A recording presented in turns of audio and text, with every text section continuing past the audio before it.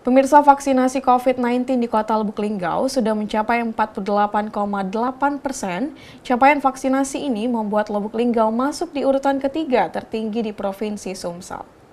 Pemerintah Kota Lubuk Linggau bersama Satgas Penanganan COVID-19 terus gencar melakukan vaksinasi COVID-19 di sejumlah tempat untuk mencapai target herd immunity 70% dari jumlah penduduk Kota Lubuk Linggau.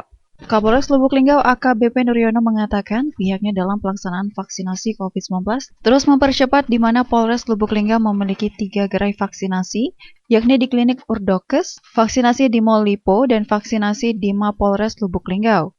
Saat ini capaian vaksinasi di Kota Lubuk Linggau sudah mencapai 48,8% dan hasil vaksinasi ini merupakan tertinggi ketiga di Provinsi Sumatera Selatan sesudah Kota Palembang dan Kota Prabu Mulih. Di Kota Lubuk Linggau sampai dengan saat ini kita sudah mencapai 48,8%.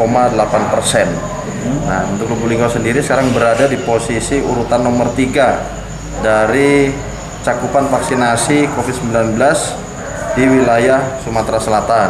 Ya. Yang pertama adalah Palembang, yang kedua Prabu Mulih, yang ketiga adalah Kota Lubuk Linggau.